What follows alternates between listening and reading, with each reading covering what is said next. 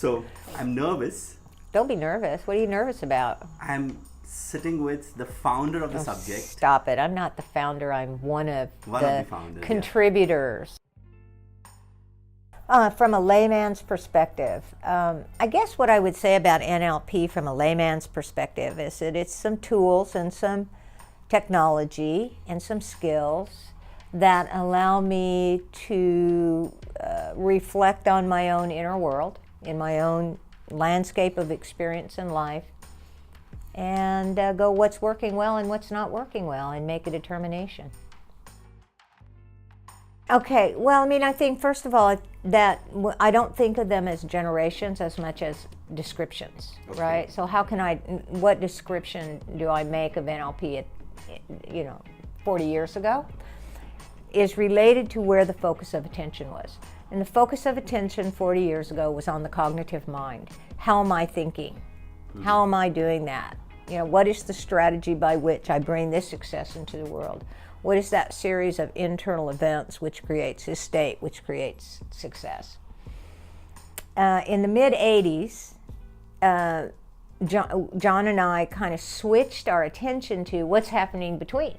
The field. Yeah. It starts to open up the idea field, right? So we started to focus on what's happening in relationship, and not just what's happening in the cognitive mind. And so we did a year-long preparation and did a seminar called Turtles All the Way Down, Prerequisites to Person. That's a great book. Yeah, I love that book. I mean, most people don't love that book. But I love that book. They either love it or don't get it, right? So that's where the change happened, I guess. Well, that was sort of the opening, yes. and I think that that one was very heavily influenced by Gregory Bateson, right? Extremely heavily influenced by Gregory Bateson, who's one of my most favorite sort of mentors.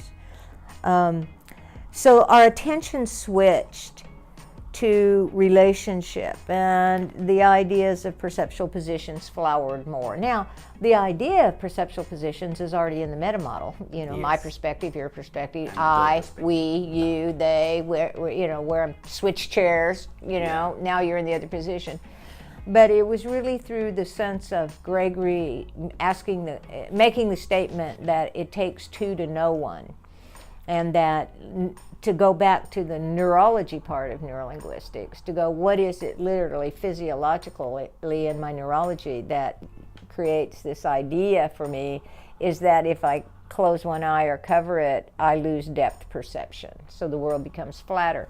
But the convergence of those two images creates a kind of depth. So we went, what if we sort of physicalize this idea?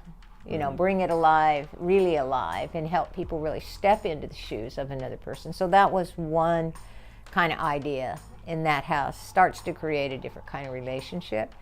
And the other part of that was around looking at Bateson's levels of learning.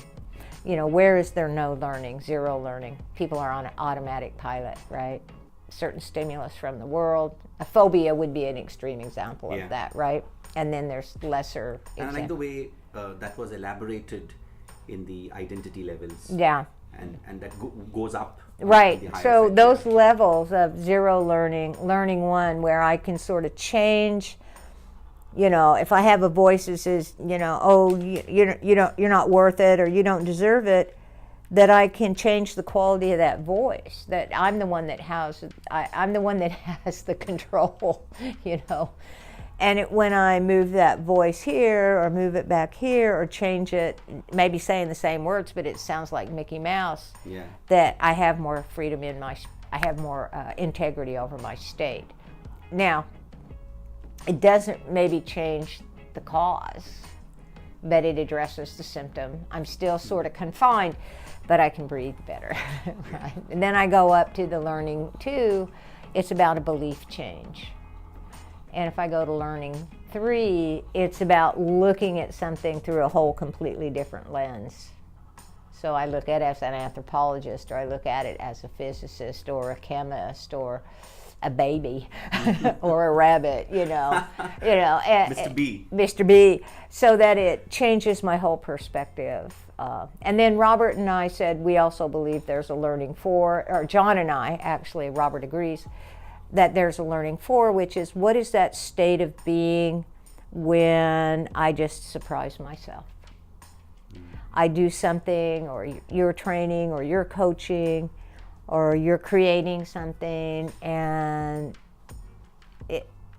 you don't even know how you did it. People go by and go, that was amazing, how do you do that? And you go, I don't know. Because I so surprised, you so surprise yourself. And I think that's level 4. Now, Robert Dilts took that and kind of expanded that and connected the levels of, the environment and my behavioral actions and my cognitive capabilities or strategies, beliefs and values, identity, and connection to a larger system. He kind of expanded that idea to neurological levels and then connected those levels to these 3 interacting nervous systems that we have. And that is also there in Tools of the Spirit. It's also in Tools of the Spirit, exactly.